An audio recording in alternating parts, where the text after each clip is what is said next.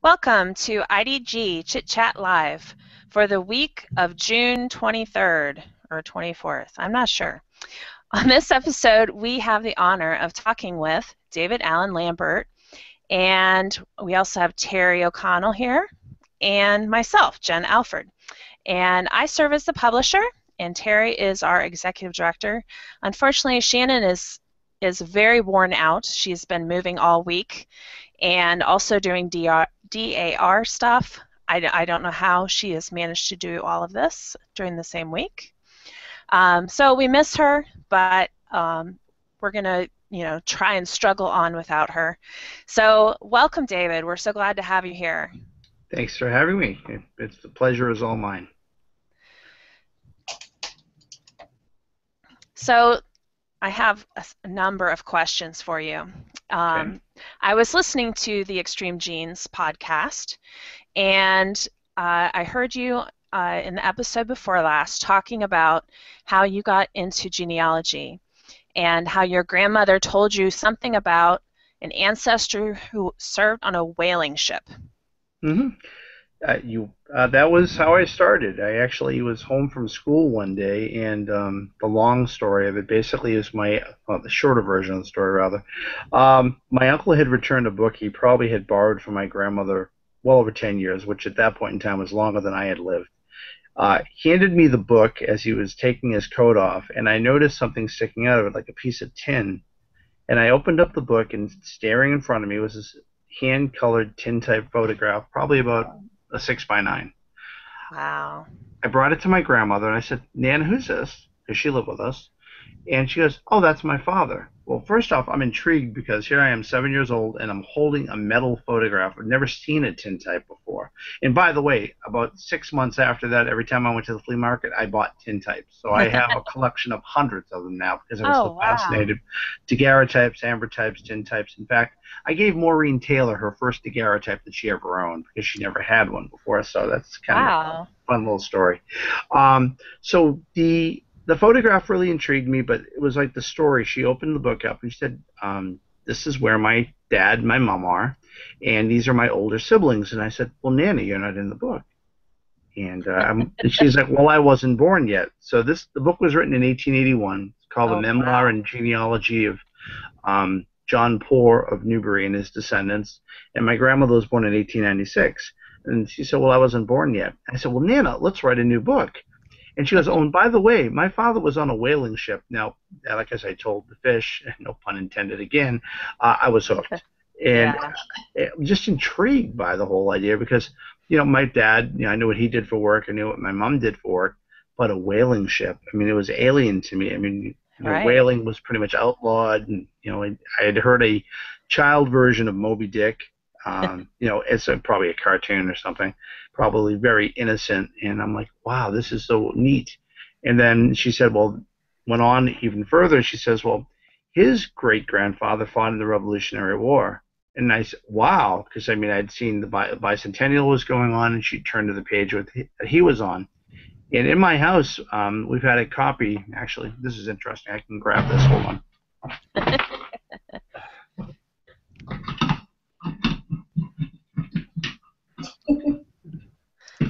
As he digs through his treasures. Right.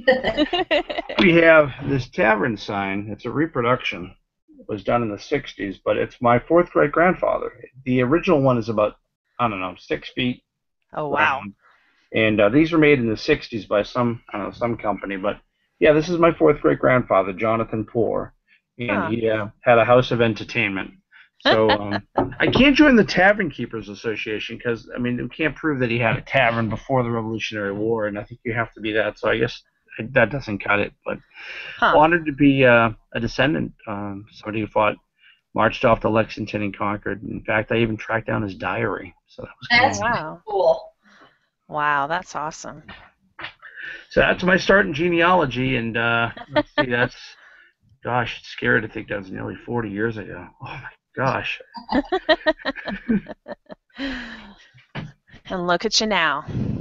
Yeah, as I'm using the Google Hangouts, I can see myself too, and I'm thinking, wow, I'm not that 7-year-old anymore. But you are at heart, I'm sure. And with some of the same genealogical problems that I started with too. Oh. How it goes, right? Mm-hmm. Mm-hmm. So how is it that you ended up being the chief genealogist for the NEHGS? Well, I've worn a lot of hats at NEHGS. It was July of 1993, actually, and I had been unemployed for 11 months. I had been doing genealogy as a hobby, and I was in my early 20s. And I don't know if you've heard of Gary Boyd Roberts, but he's sort of an institution at NEHGS. And I said, "Oh, I'm going to go fill out some resumes. I have get a job." And he goes, "Oh, you're looking for a job?" And I said, "But I'm not even done with college yet, Gary." He goes, "No." Picked up the phone, called downstairs. Our research service at that point in time consisted of about 4 or 5 people. Called the fellow right as he was leaving for his train. Told him to get upstairs to meet this new genealogist who he really thought highly of. The guy was not very pleased to meet me. It later became a very lifelong friend. He said, "Yeah, you can start next week." And I'm like, "Oh, okay, resume, no tie." And he goes, "Yeah, you can just get the job." He said, "You're not going to get rich off of this." I'm like, "Okay." So I had that for about a month, and then Gary pushed. He said, "I want you to get a solid job with benefits." I'd been married for a few years at that point in time, no kids, but there was an opening in what was then the circulating library. NEHGS used to have a service where we'd send out books. At that point in time, I think we had about 17,000 members, and you wanted to place a book order. We pulled 3 books for, I don't know, was it $12, I think. Put them in a bag, mailed them to you, sent them back. Wow. Well, so that was my first job. Then I became the computer IT guy, if you will. And why? Because I owned a home computer. And then I was in charge of our first introduction to the internet. And we had one email address for the whole building. It was 7473612@CompuServe.com. That's when Dick Eastman and I bonded back in the early 90s. I actually knew him before that. When bulletin board systems in genealogy, and when you had to dial up with your modem, FidoNet. So I knew him and Sandy Clooney's from way back. So I did that, and then I became the manager of the microtext department, the 4th floor microtext, probably in 1996. Went on a sabbatical, came back, and Brenton Simons asked me if I'd like to be, quote, the online genealogist to handle all the reference questions for our members that couldn't come in. And then I was eventually promoted to the new title of Chief Genealogist, which I think there's a couple other Chief Genealogists. MyHeritage has one. Mm-hmm. Obviously, MyHeritage, not MyHeritage, other than MyHeritage, Find My Past has one as well. And so it's fun. I really enjoy it. I mean, it's been nearly 25 years I've been able to hobnob with some of the best in the field, either in the library or on the road. And yourself and Terry are obviously wonderful people that I get to interact with every day. So it's amazing. I have a job as a genealogist and I get paid for it. Everyone's dream. Yeah. So I'm shackled down pretty tightly to the chair at NEHGS. So somebody said to me, "How do you become a genealogist?" I said, "I don't know. You'll have to ask my grandmother." Well, what's great is that you just told us we don't have to do anything. We can walk in and get a job. Right, exactly. Yeah, times have changed a little bit at NEHGS. It's funny. I remember the first time I got keys to the building, and I thought to myself, I have keys to the kingdom. I can come and go as I need. I could sleep over. And I'm like, well, I didn't really sleep over, but there were nights working there. It felt like I was sleeping over, working on articles and stuff. It's a great place. And no, out of all the books and microfilms and all that, I could probably work there a lifetime and never have seen everything. And just the other day, I was up in Rare Books, and I found a book written in 1691 about John Eliot and his preaching to the Native Americans. It was an original book, and I'm very much interested in that field, and I've never laid eyes on it before. So, wow. Yeah. So, if you could tell me what is your favorite part of your job and what is your least favorite part of your job? My most favorite part of my job, and I think this really kind of echoes back to something my mother told me once when I was younger, thinking about careers when I was in high school. She goes, it doesn't matter how much money you really make, as long as you can go home at the end of the day and want to go back again. And with genealogy, I mean, every day is different, Terry. It's every question is different, so it doesn't get stale. I mean, obviously, there's a lot of stuff that you resign to memory that it's the same answer to the same question, which is good, like FAQ, if you will. Mm-hmm. The part that is frustrating to me that I don't like about my job is explaining to the new person that, and trying to enforce the idea that there is more than just what's on the internet. Mm-hmm. I think a lot of people think if it's on a .com, that's all that exists. I mean, they're not naming any, but I'm just saying even Right. anything, even if it's just a simple website that somebody creates, Right. assuming that it's all correct, unless I'm looking at the original document in front of me on the screen, I question everything, especially a lot of online family trees. I think people will quickly link to a genealogical tree online, print it off, bring in a ream worth of paper, and it's pulling out that red pen and saying, that really doesn't work. That Mayflower passenger couldn't have been born in Massachusetts in 1555. So things like that. Yeah. But I do love my job. That's good. So, in the first season of Who Do You Think You Are, Sarah Jessica Parker was in your establishment, and she had a lovely scroll rolled out for her with her family tree. So, since that has aired, how many people come in wanting you to open up their scroll? Well, there's the entire scroll department on the 8th floor, which actually we get a lot of people. I mean, especially right after it aired, they thought right away there was a scroll. We did the research. The scroll was put together as, quote, a prop, presented accordingly. Figured. And if Josh Taylor tells you anything different, he can call me up personally. I can tell you the first time I saw Sarah Jessica Parker in person twice.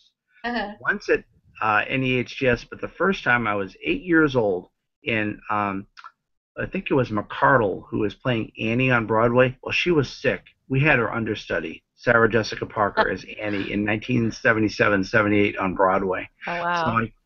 So, she came a long way. That's pretty cool. I just figured there had to be large amounts of people that were coming in and just expecting that they would walk Terry, in. you show up, I will be glad to take whatever you send me and write it on some shelf lining paper and roll it off across a large table, and you can take your iPhone and record it or whatever anytime you wish. Well, I just want to know if I come in and bring you my brick wall, if you're going to be able to just give me the rest of his line. Exactly. Or they want to know where the sledgehammer to knock the brick wall is down. And I said, well, we keep that in the basement. That would be funny to have one tied to the wall. I'm going to get a little one and put it near my desk. Just tap on it. Here, hold on. We'll hit your screen and break those down. It's funny that sometimes when you break somebody's brick wall down, and you kind of sit back and say, why can't mine be that easy? And the other thing with genealogy, I mean, as much as I love it, it's hard to work at it 8-9 hours a day and then go home and work on my own. It's like the brain just wants to shift modes. Mm-hmm.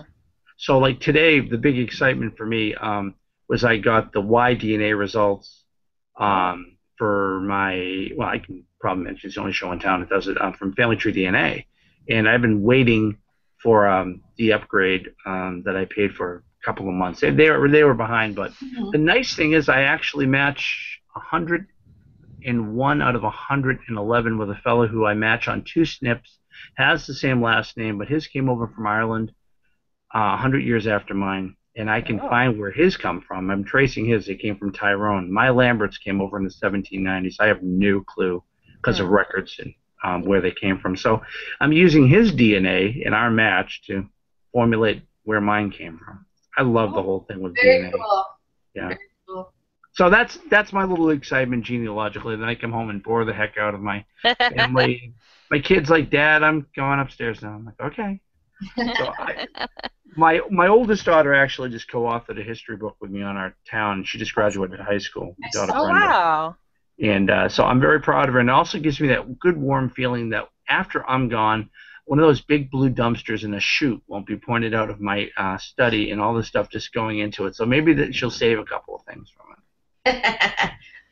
That's cool.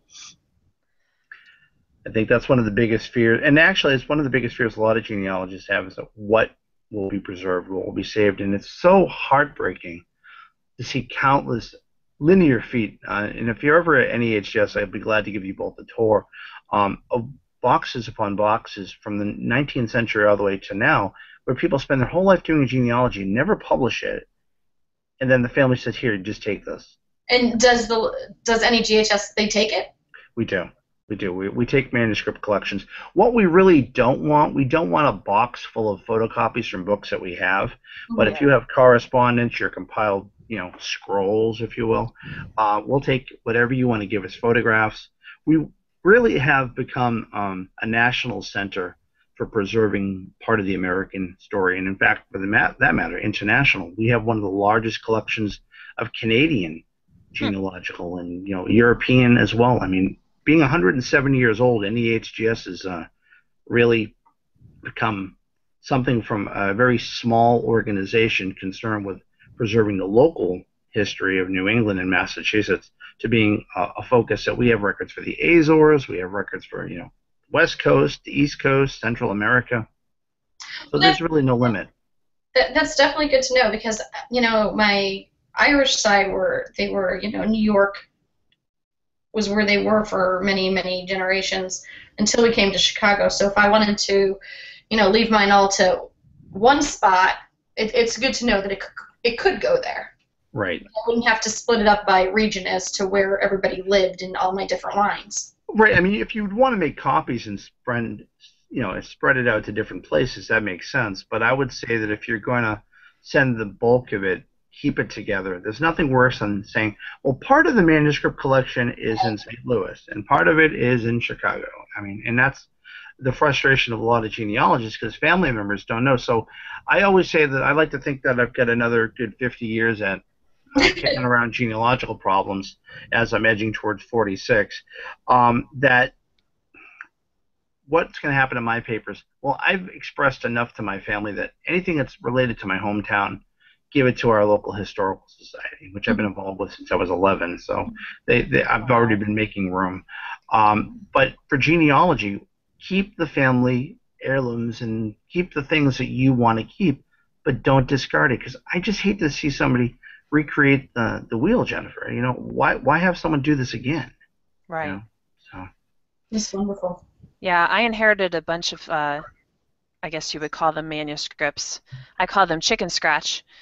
That my Aunt Beulah, who on my Morse side had gathered, and some of it was some excellent clues, but so much of it was undocumented. I had no idea where she got the information, if it was, her personal knowledge or if she had researched it, with vital records or what the story was. So, I still have it. This huge butcher paper where she had handwritten everybody's names, the dates, all the children and grandchildren.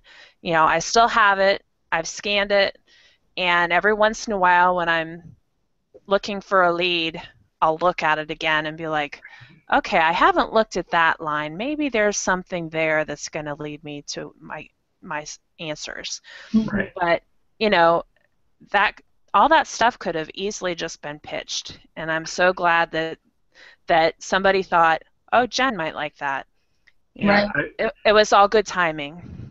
Well, for me, my parents had me late in life, and I think I've told you, Terry, my generations. I'll be 46. My father, if he was alive, would be 90. My grandfather would be 128. Ooh. My great-grandfather would be 172. And my great-great-grandfather, now a lot of people know their great-grandparents. My great-great-grandfather was born in 1799. Wow. And his father emigrated from Ireland a few years before. So I span generations. So, for me as a kid, I'm glad I didn't wait till I was 30 to do this. By the time I was 30, both my parents were dead. My grandparents had long since been dead. And all of the nephews and nieces of my grandparents were near gone by then. I have one living blood uncle. All of my other parents' siblings are gone. Wow. In the older generation, I was joking with my cousins. I said, we are the older generation now. I have cousins who are 30, 40 years older than me because of the split in years. But I started gathering up the stories, so now my 70 and 60-year-old cousins are not telling the genealogy. They're having their grandkids call me for the school projects and the scout projects. And they're like, can you send me everything you have by tomorrow so I can put it on a chart? I'm like, you really want to win that prize? So. Yeah, I haven't gotten that yet. Experience, and yeah, I'm gonna send it to you overnight. Well, you know, it's funny. I can still remember being in high school, and I'm sure you probably, you know, if it was biology or whatever, you had to do a family tree project at some point in your life in school. Did you ever have to do that? I don't think I ever did one, but all of my kids have.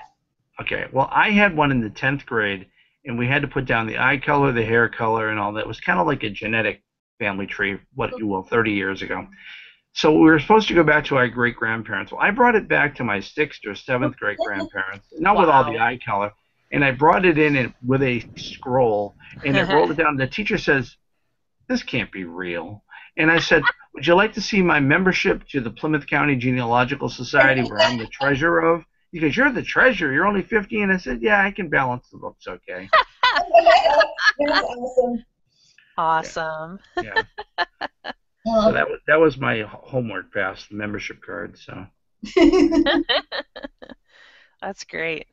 Well, I was looking at your bio on the NEHGS website, and I saw a mention of the fact that you are the tribal genealogist for the Massachusetts, and I don't know how to say it. Oh, it's okay. Punkapog. Yeah, it's Hey, Algonquin I said it right. for. Yeah, Punkapog is Algonquin for red earth bubbling up from the water. Pog is an Algonquin ending for pond. Ponke is red earth. I believe that's exactly the translation.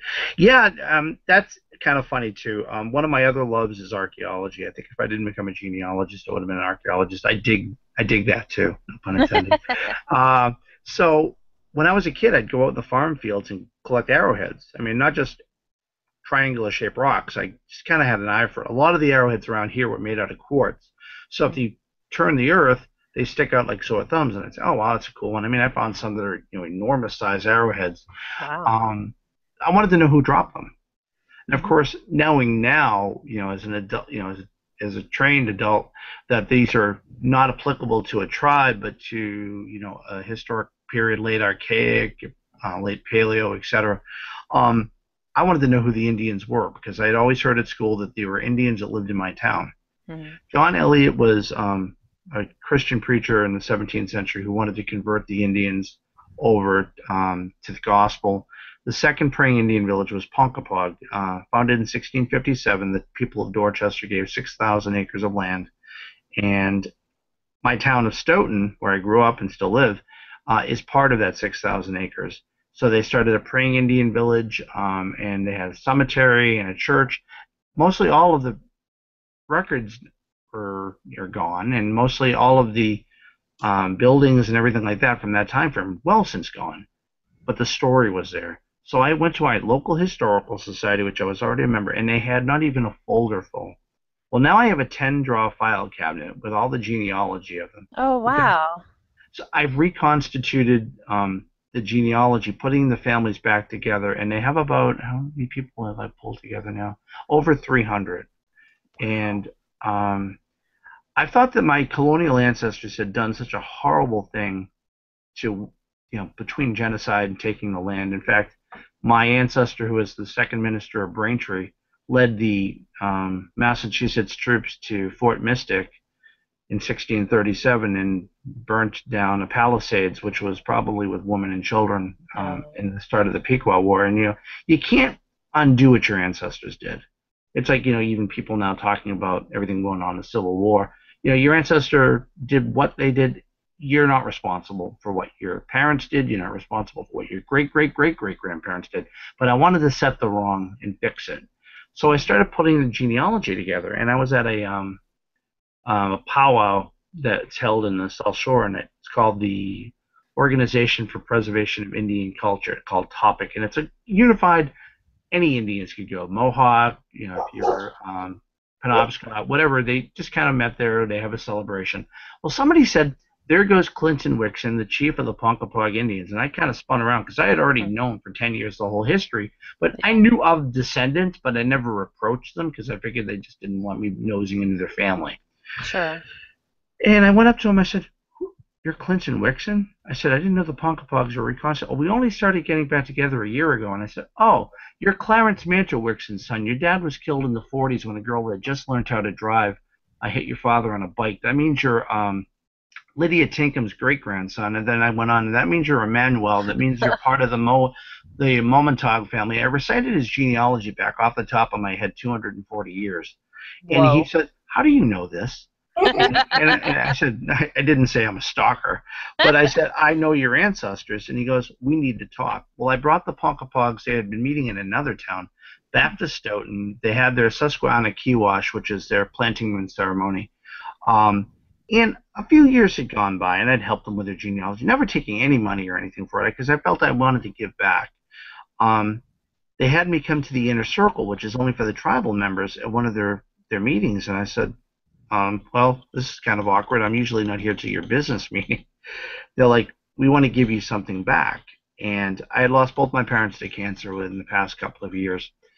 And they said, you've lost too much family. We want you to be part of ours. So they made me an honorary member of the tribe and gave me the name in Algonquin is Mine Nuguf Natak, which stands for Pathfinder, someone who brought their ancestors back to them that they lost. And any honor other than fatherhood could not be bestowed on me to make me feel any more honored. And to this day, it still makes me kind of tear up, because I just felt like maybe for just this much, I fixed something that my ancestors may have done wrong. So giving them back their past, you know. Well, you made me tear up. I mean, really. That's wonderful. That's quite a story. Yeah, that's something that means a lot to me. I mean, like I say, if you can help, and that's, again, you asked Terry what I love my job, to give somebody the connection, to find that missing piece. I mean, all I'm doing is casting another set of eyes on a problem. You know, and every time I tackle something, I don't always break it down, and it's true with everybody else. You know, you can have a friend, a second opinion, whatever. But when you can find it, or when you can look at something and say, oh, turn it around, look at it another way, and then you solve the problem. What joy! I mean, I've seen people scream, yell, cry, laugh. I mean, it's a wide range of emotions, but it's so rewarding. I'm the crier. Well, I'll make sure when I get that scroll, I'll bring a big box of Kleenex and put it right on the other table. So have either of you actually been to our library in Boston? Not yet. Yeah, okay. I was there in I think 2005.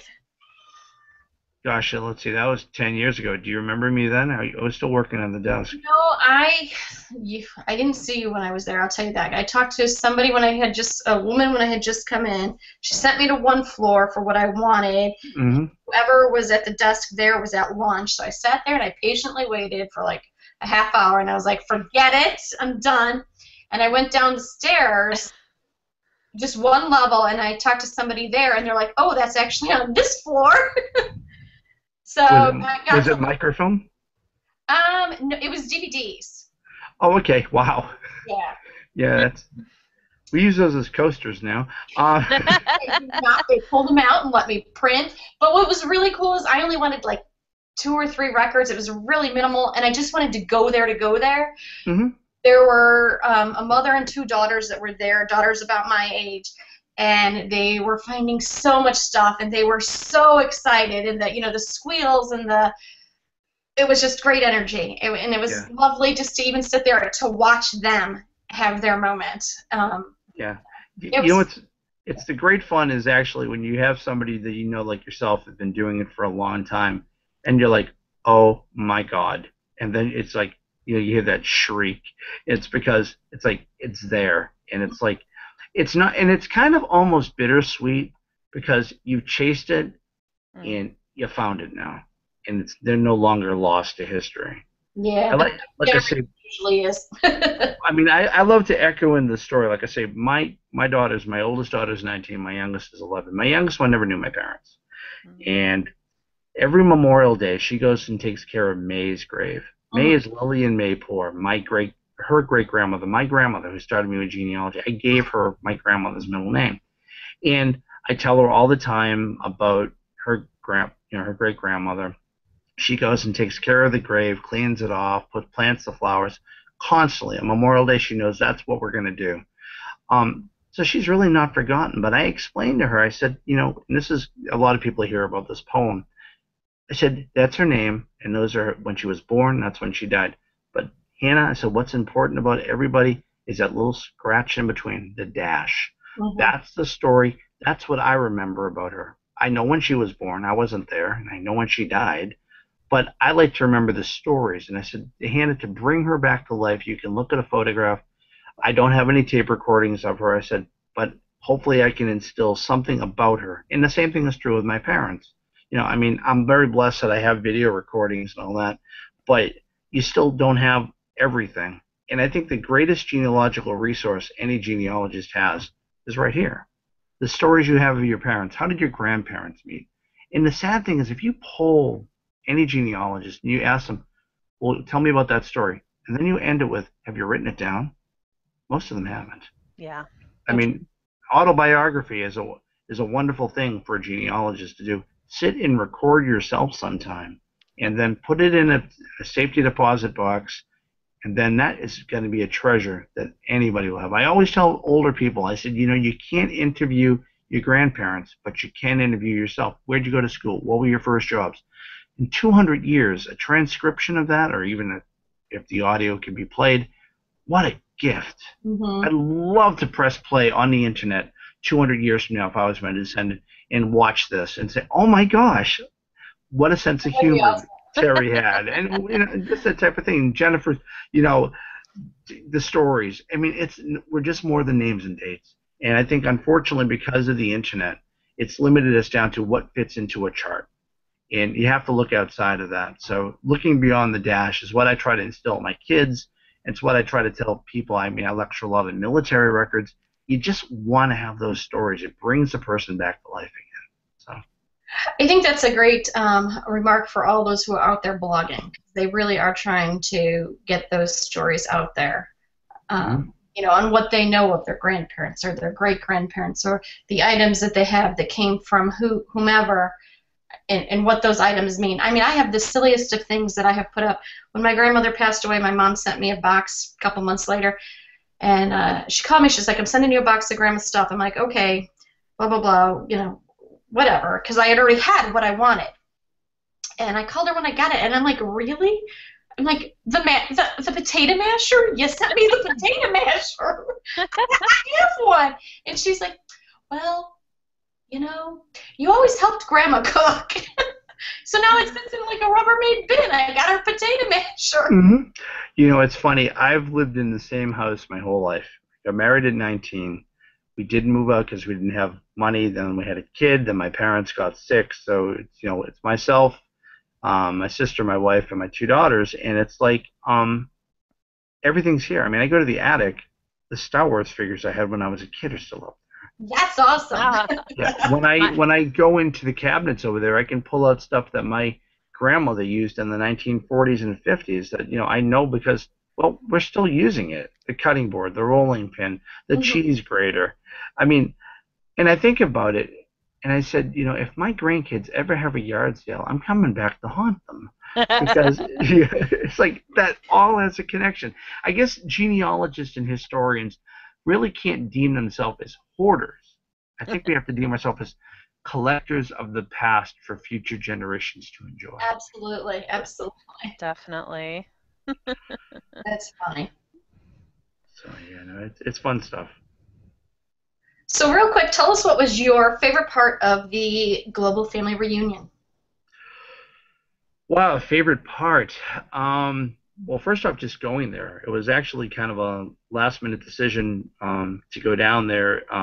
Scott Fisher, we hadn't officially announced the Extreme Genes radio show with me co-hosting the segment at that point in time. So I said, well, this is great. I'll get to see Fisher and I'll help out and get the word out about the Extreme Genes collaboration. Talking to celebrities, like we're just chatting now, and there's the veil of like, wow. I mean, I was talking to Mary Lou Henner and having lunch and then chatting with her about her own genealogy. Now, I just want to say, remember, she's going to remember every word. Exactly. Exactly. What a memory that she has. Oh my gosh. You could say, "What were you doing September 3rd, 1975?" And she could tell you what she had for lunch. Wow. It's amazing. I've seen Practically. interviews when they've tested her on that, and it's amazing. I It's. had no idea. I wish I had a memory like that. I guess that's why she did so good in Broadway and script. She just read the script once, she'll remember the whole thing. Yeah. Lisa Loeb was very cool to hang out with. Being asked to go on stage and sing and dance with Sister Sledge to "We Are Family" in You front of busted all those move out there, people. buddy. Yeah, I was up there dancing. I was like, well, it's funny.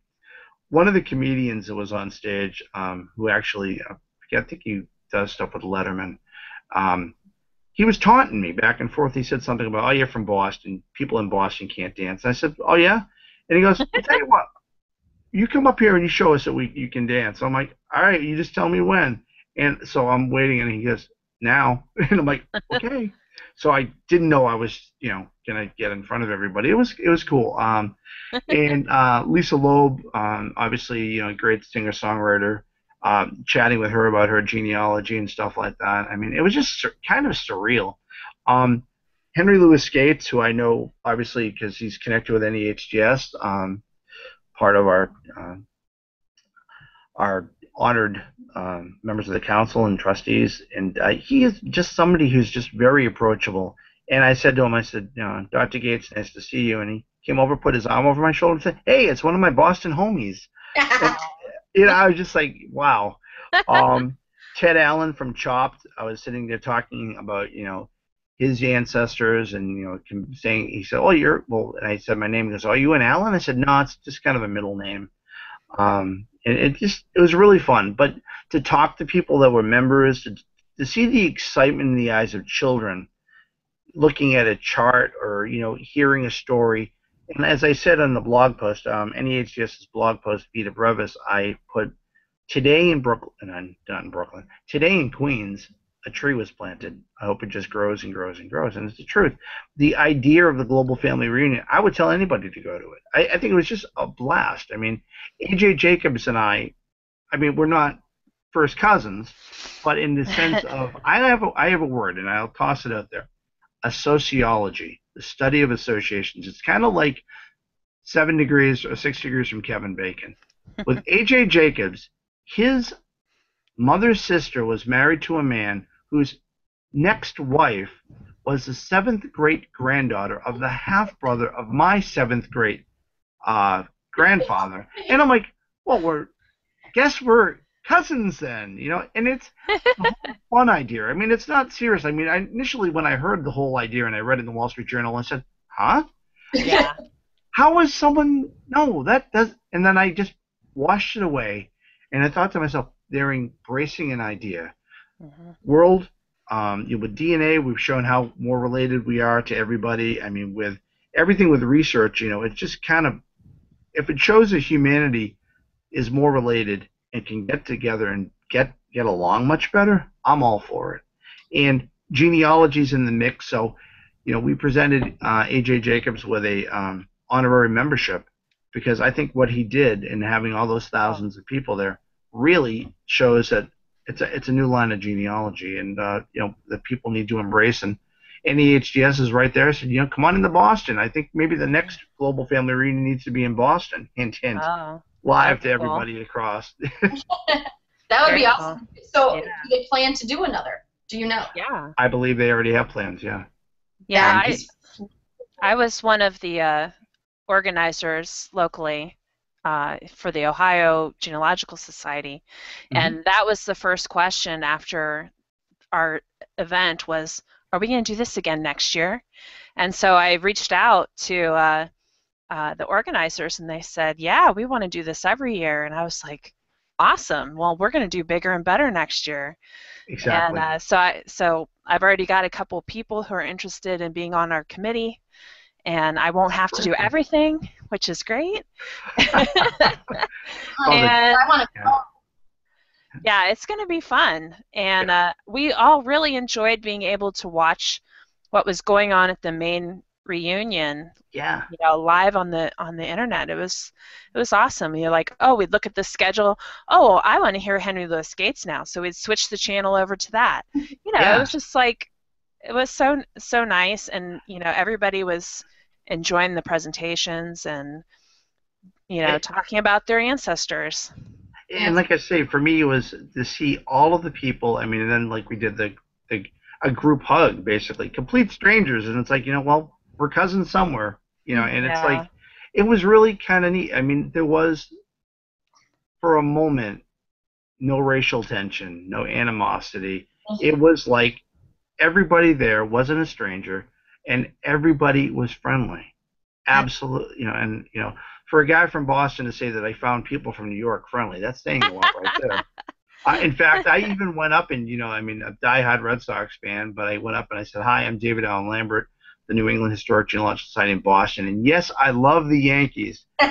What I didn't add to the end of it is because Babe Ruth later left and came back to Boston, and we finally broke the curse, but I didn't have enough time for the air to say that. No, but yeah, no, I mean, I have a lot of respect for all the teams. I mean, the Yankees are definitely a winning team, and they've worked hard at what they've done. I mean, I hate to say people refer to the evil empire. I haven't been to a Yankees game yet, so hint, maybe the next time if I go to New York, I'll go to one. But there you go. Baseball and genealogy are two things that Scott Fisher and I share in common. So that was one of the things he got hooked on when he asked me to be a segment co-host. He goes, "We love baseball history, and like we'll sit and talk about ball players that lived like in the 19-teens and 20s and the 1890s, like they're still playing today, which is kind of scary." That's awesome. I have one other question that goes back to the Global Family Reunion. And inquiring minds just want to know: did you meet Harry Potter? Was he there?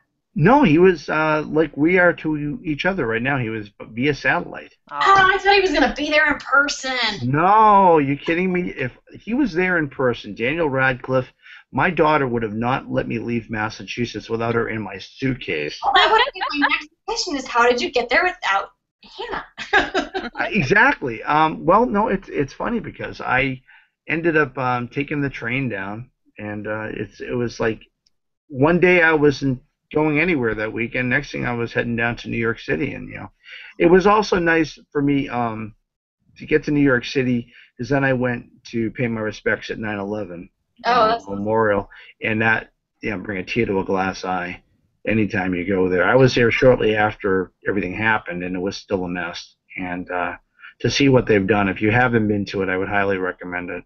I've not seen the new memorial, but I was there post when they had just like a placard outside, and then their vision of what they were building, and they were still, I mean, the buildings were still blown away, and oh yeah, and then genealogically speaking, what I did, again, my ancestors didn't come in through New York. I went to Castle Garden down at the point there. I wanted to look across at the Statue of Liberty. It was a clear day, but to think of the tens to thousands of people that walk through there, and that was sort of like, here's the turnstile into the new world. The roads are paved with gold beyond that. And how many lives of immigrants changed that day? And it was almost, you could almost feel, all the, excitement that would have been there at one point in time. And of course, in that context, also how scared people must have been, separating families and whatnot. My first visit to New York City, the one thing I wanted to see was obviously the Statue of Liberty. I mean, how do you not want to see it? And my kid had me walking down Battery Park. She had been to New York quite a few times, and she was like, we were talking, and I was tired, and it had been a long day, and she's like, look up. And I'm like, what the heck do you want me to look up for? She's like, just look up. And I looked up, and I was like, oh. Yeah, absolutely. We took the ferry. I didn't get off at Liberty Island, but we did go to Ellis Island, and I walked the hall, and you're absolutely right. You can feel. Yeah, it's just you can. No.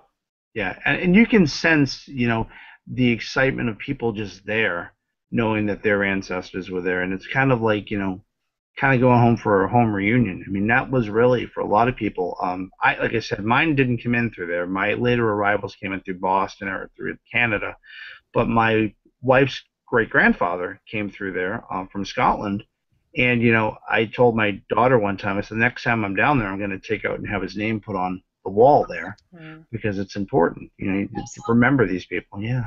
Yeah. Wonderful. Yeah, all my people came through Philly. Oh, okay. So Yeah.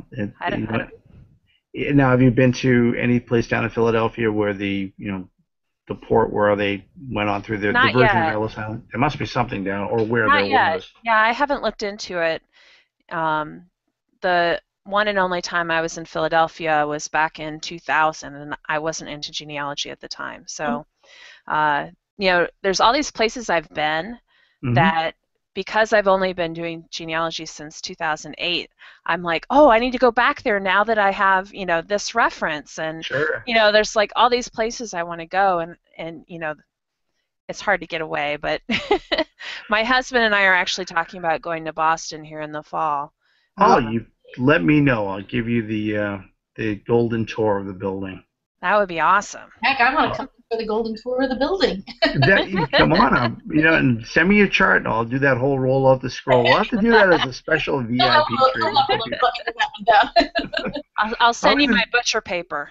There you go. Excellent. Well, I'll have it done in beautiful shelf lining paper, which is there even we go. It's one notch above bleached white. But yeah, no, it's a fun place. I mean, and I always tell people if you're going to go NEHGS, we're open Tuesday through Saturday. But if you can only go for one day, go Wednesday. That's the day we're open for 12 hours from 9 to 9. Oh, okay. Good to know. Yeah. All right. Well, I think we're close to our hour. Yeah. Where did the time go? We really flew. You're such an easy person to talk to. Yeah. Really enjoyed our conversation. I'm really glad that we were able to get you in this week. Now, as our closing here, remember, we'd love to hear from you. Please drop us a line in the comments below, like us on Facebook, follow us on Twitter, or send us an email at editor@theinDepthGenealogist.com. On that note, have a great day, and remember to go in depth with all of your ancestors. Bye!